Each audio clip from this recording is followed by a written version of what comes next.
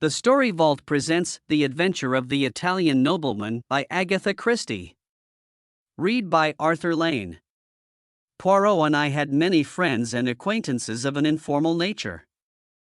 Amongst these was to be numbered Dr. Hawker, a near neighbor of ours, and a member of the medical profession. It was the genial doctor's habit to drop in sometimes of an evening and have a chat with Poirot, of whose genius he was an ardent admirer.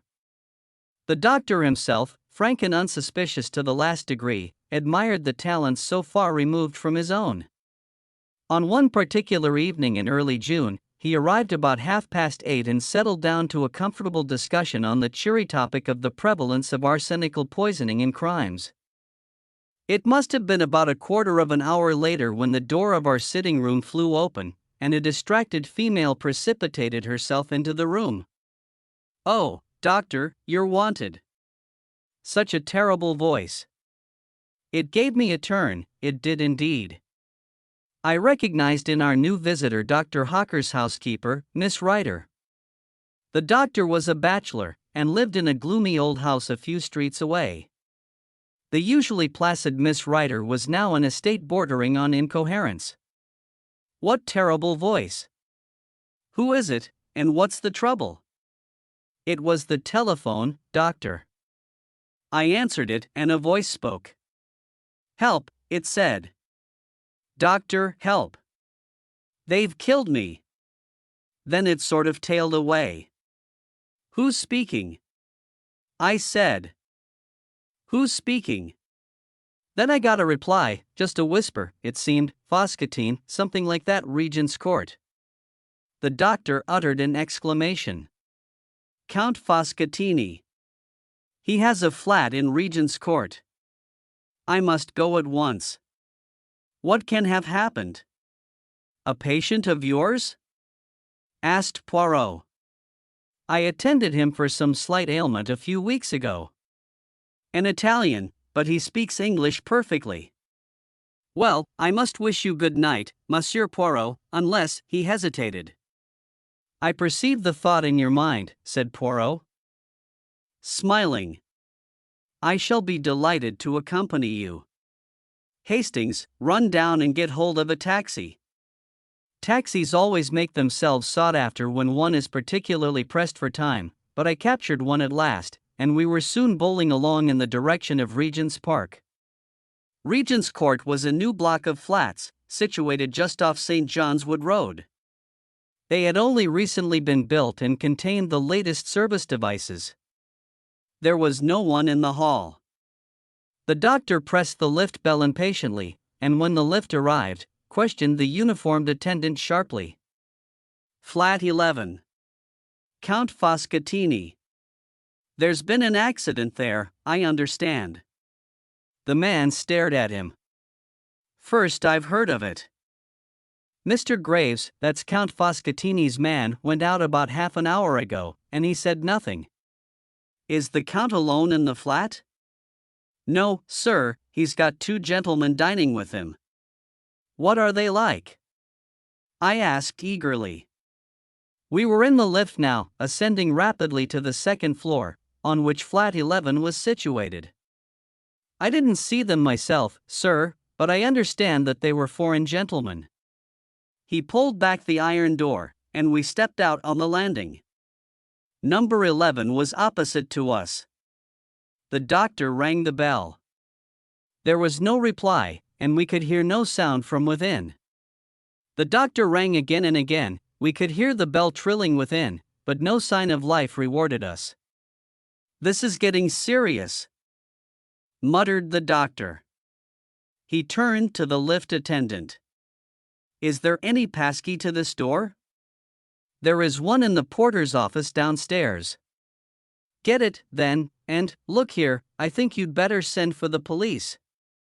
Poirot approved with a nod of the head. The man returned shortly, with him came the manager. "Will you tell me, gentlemen, what is the meaning of all this?" "Certainly. I received a telephone message from Count Foscatini stating that he had been attacked and was dying. You can understand that we must lose no time if we are not already too late. The manager produced the key without more ado, and we all entered the flat. We passed first into a small square lounge hall. A door on the right of it was half open. The manager indicated it with a nod. The dining room. Dr. Hawker led the way. We followed close on his heels. As we entered the room, I gave a gasp. The round table in the center bore the remains of a meal. 3 chairs were pushed back, as though their occupants had just risen. In the corner, to the right of the fireplace, was a big writing table. And sitting at it was a man, or what had been a man. His right hand still grasped the base of the telephone, but he had fallen forward, struck down by a terrific blow on the head from behind. The weapon was not far to seek. A marble statuette stood where it had been hurriedly put down, the base of it stained with blood. The doctor's examination did not take a minute. Stone dead. Must have been almost instantaneous. I wonder he even managed to telephone. It will be better not to move him until the police arrive. On the manager's suggestion, we searched the flat, but the result was a foregone conclusion. It was not likely that the murderers would be concealed there when all they had to do was to walk out. We came back to the dining room. Poirot had not accompanied us in our tour.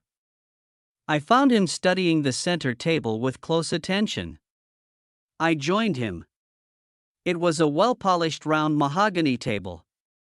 A bowl of roses decorated the center, and white lace mats reposed on the gleaming surface. There was a dish of fruit, but the 3 dessert plates were untouched. There were 3 coffee cups with remains of coffee in them, 2 black, 1 with milk. All 3 men had taken port, and the decanter, half full, stood before the center plate. One of the men had smoked a cigar, the other 2 cigarettes. A tortoiseshell and silver box, holding cigars and cigarettes, stood open upon the table. I enumerated all these facts to myself, but I was forced to admit that they did not shed any brilliant light on the situation. I wondered what Poirot saw in them to make him so intent. I asked him. "Mon ami," he replied, "you miss the point. I am looking for something that I do not see." "What is that?" "A mistake, even a little mistake, on the part of the murderer." He stepped swiftly to the small adjoining kitchen, looked in, and shook his head. "Monsieur," he said to the manager, "explain to me, I pray, your system of serving meals here." The manager stepped to a small hatch in the wall. "This is the service lift," he explained. "It runs to the kitchens at the top of the building. You order through this telephone, and the dishes are sent down in the lift, 1 course at a time. The dirty plates and dishes are sent up in the same manner. No domestic worries, you understand, and at the same time you avoid the wearying publicity of always dining in a restaurant." Poirot nodded. "Then the plates and dishes that were used tonight are on high in the kitchen." "You permit that I mount there?" "Oh, certainly, if you like." "Roberts." "The lift man will take you up and introduce you, but I'm afraid you won't find anything that's of any use. They're handling hundreds of plates and dishes, and they'll be all lumped together." Poirot remained firm, however, and together we visited the kitchens and questioned the man who had taken the order from flat 11. The order was given from the à la carte menu, for 3, he explained. Soup julienne, filet de sole normande, tournedos of beef, and a rice soufflé. "What time?" "Just about 8 o'clock, I should say." "No, I'm afraid the plates and dishes have been all washed up by now." "Unfortunate. You were thinking of fingerprints, I suppose?" "Not exactly," said Poirot, with an enigmatical smile. "I am more interested in Count Foscatini's appetite. Did he partake of every dish?" "Yes, but of course I can't say how much of each he ate. The plates were all soiled, and the dishes empty, that is to say, with the exception of the rice soufflé. There was a fair amount of that left." "Ah," said Poirot, and seemed satisfied with the fact. As we descended to the flat again, he remarked in a low tone, "We have decidedly to do with a man of method." "Do you mean the murderer, or Count Foscatini?" The latter was undoubtedly an orderly gentleman. After imploring help and announcing his approaching demise, he carefully hung up the telephone receiver. I stared at Poirot. His words now and his recent inquiries gave me the glimmering of an idea. "You suspect poison?" I breathed. The blow on the head was a blind. Poirot merely smiled. We re-entered the flat to find the local inspector of police had arrived with 2 constables. He was inclined to resent our appearance, but Poirot calmed him with the mention of our Scotland Yard friend, Inspector Japp, and we were accorded a grudging permission to remain. It was a lucky thing we were, for we had not been back 5 minutes before an agitated middle-aged man came rushing into the room with every appearance of grief and agitation. This was Graves, valet butler to the late Count Foscatini. The story he had to tell was a sensational one. On the previous morning, 2 gentlemen had called to see his master. They were Italians, and the elder of the 2, a man of about 40, gave his name as Signor Ascanio. The younger was a well-dressed lad of about 24. Count Foscatini was evidently prepared for their visit and immediately sent Graves out on some trivial errand. Here, the man paused and hesitated in his story. In the end, however, he admitted that, curious about the purpose of the interview, he had not obeyed immediately but had lingered about, endeavoring to hear something of what was going on. The conversation was carried on in so low a tone that he was not as successful as he had hoped, but he gathered enough to make it clear that some kind of monetary proposition was being discussed, and that the basis of it was a threat.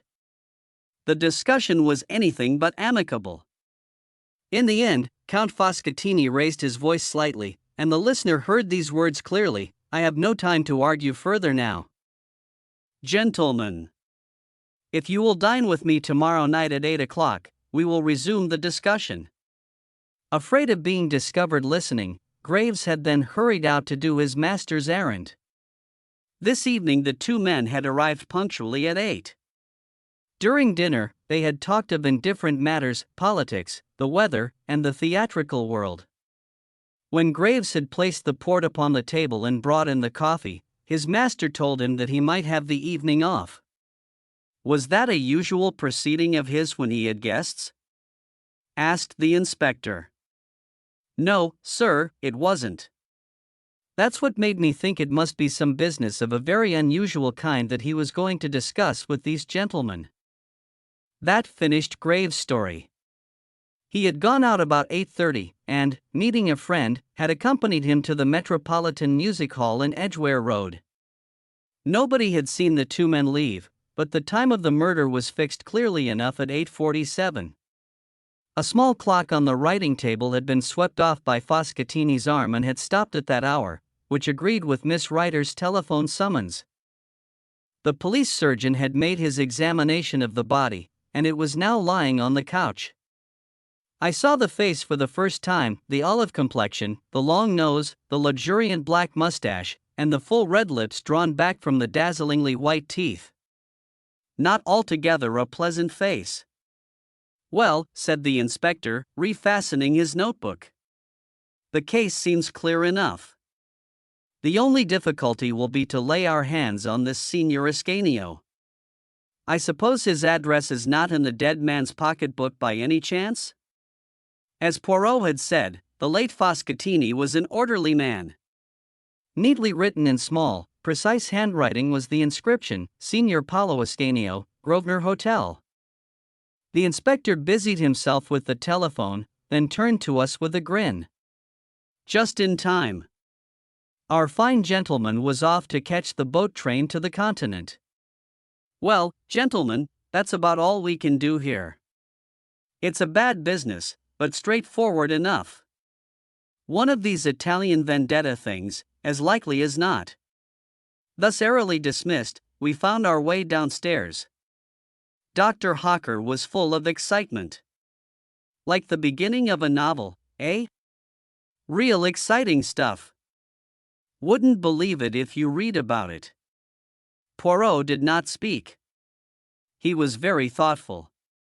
All the evening he had hardly opened his lips. "What says the master detective, eh?" asked Hawker, clapping him on the back. "Nothing to work your gray cells over this time." "You think not?" "What could there be?" "Well, for example, there is the window." "The window?" "But it was fastened. Nobody could have got out or in that way. I noticed it specially." "And why were you able to notice it?" The doctor looked puzzled. Poirot hastened to explain. "It is to the curtains I refer. They were not drawn. A little odd, that. And then there was the coffee. It was very black coffee." "Well, what of it?" "Very black," repeated Poirot. "In conjunction with that, let us remember that very little of the rice soufflé was eaten, and we get what?" "Moonshine," laughed the doctor. "You're pulling my leg." "Never do I pull the leg. Hastings here knows that I am perfectly serious." "I don't know what you were getting at, all the same," I confessed. "You don't suspect the manservant, do you?" "He might have been in with the gang and put some dope in the coffee." "I suppose they'll test his alibi?" "Without doubt, my friend, but it is the alibi of Signor Ascanio that interests me." "You think he has an alibi?" "That is just what worries me. I have no doubt that we shall soon be enlightened on that point. The Daily Newsmonger enabled us to become conversant with succeeding events. Signor Ascanio was arrested and charged with the murder of Count Foscatini. When arrested, he denied knowing the Count, and declared he had never been near Regent's Court either on the evening of the crime or on the previous morning. The younger man had disappeared entirely.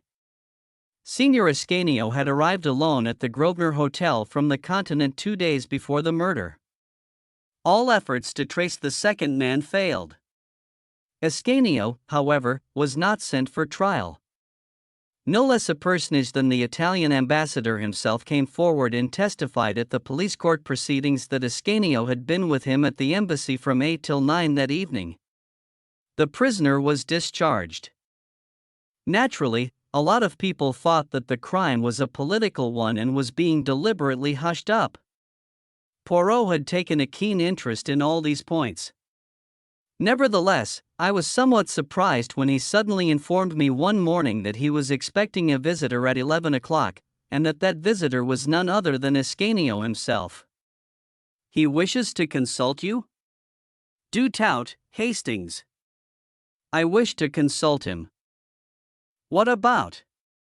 "The Regent's Court murder." "You are going to prove that he did it?" "A man cannot be tried twice for murder, Hastings. Endeavor to have common sense."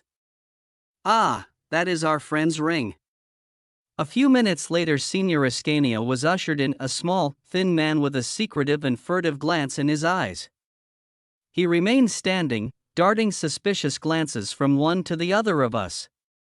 "Monsieur Poirot?" My little friend tapped himself gently on the chest. "Be seated, Signor. You received my note. I am determined to get to the bottom of this mystery. In some small measure, you can aid me. Let us commence. You, in company with a friend, visited the late Count Foscatini on the morning of Tuesday the 9th, the Italian made an angry gesture. "I did nothing of the sort. I have sworn in court precisement, and I have a little idea that you have sworn falsely." "You threaten me?" "Bah! I have nothing to fear from you. I have been acquitted." "Exactly, and as I am not an imbecile, it is not with the gallows I threaten you, but with publicity." "Publicity. I see that you do not like the word. I had an idea that you would not. My little ideas, you know, they are very valuable to me. Come, Signor, your only chance is to be frank with me." I do not ask to know whose indiscretions brought you to England. I know this much: you came for the especial purpose of seeing Count Foscatini. He was not a count, growled the Italian. I have already noted the fact that his name does not appear in the Almanach de Gotha. Never mind, the title of count is often useful in the profession of blackmailing. I suppose I might as well be frank. You seem to know a good deal. I have employed my grey cells to some advantage. Come, Signor Ascanio, you visited the dead man on the Tuesday morning, that is so, is it not? Yes, but I never went there on the following evening. There was no need. I will tell you all. Certain information concerning a man of great position in Italy had come into this scoundrel's possession. He demanded a big sum of money in return for the papers. I came over to England to arrange the matter. I called upon him by appointment that morning. One of the young secretaries of the embassy was with me. The count was more reasonable than I had hoped, although even then the sum of money I paid him was a huge one. Pardon, how was it paid? In Italian notes of comparatively small denomination. I paid over the money then and there. He handed me the incriminating papers. I never saw him again. Why did you not say all this when you were arrested? In my delicate position I was forced to deny any association with the man. And how do you account for the events of the evening, then? I can only think that someone must have deliberately impersonated me.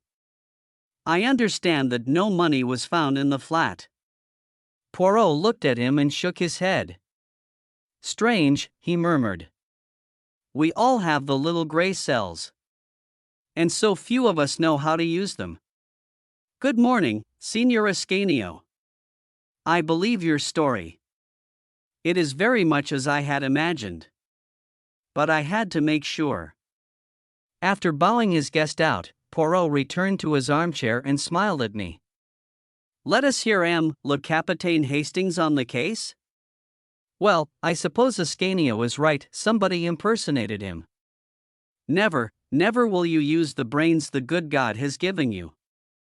Recall to yourself some words I uttered after leaving the flat that night. I referred to the window curtains not being drawn.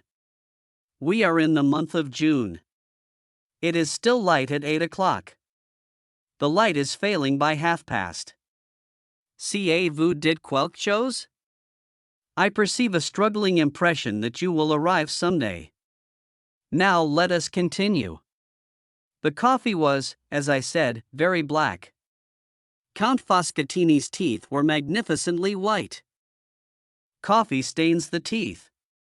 We reason from that Count Foscatini did not drink any coffee. Yet there was coffee in all 3 cups. Why should anyone pretend Count Foscatini had drunk coffee when he had not done so?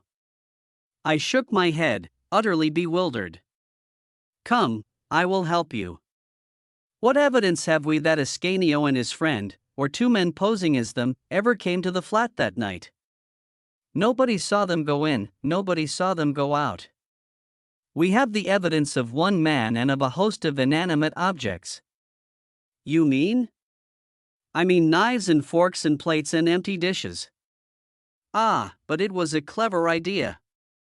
Graves is a thief and a scoundrel, but what a man of method. He overhears a portion of the conversation in the morning.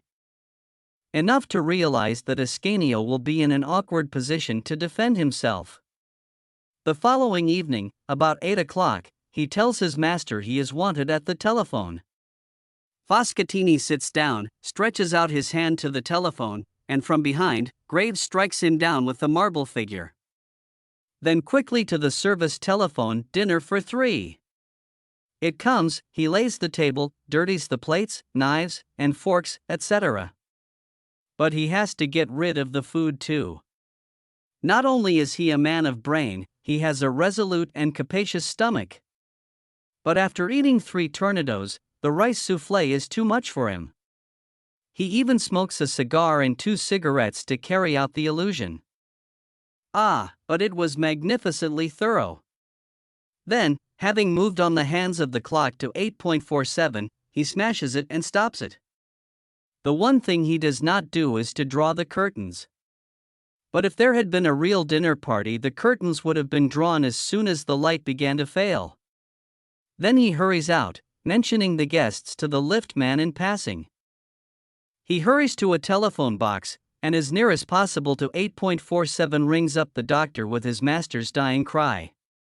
So successful is his idea that no one ever inquires if a call was put through from flat 11 at that time. Except Hercule Poirot, I suppose? I said sarcastically. Not even Hercule Poirot, said my friend, with a smile. I am about to inquire now. I had to prove my point to you first. But you will see, I shall be right, and then Japp, to whom I have already given a hint, will be able to arrest the respectable Graves. I wonder how much of the money he has spent. Poirot was right. He always is, confound him. Thank you for listening. If you like our recordings, consider liking this video and subscribing to our channel, so you don't miss any more audiobooks.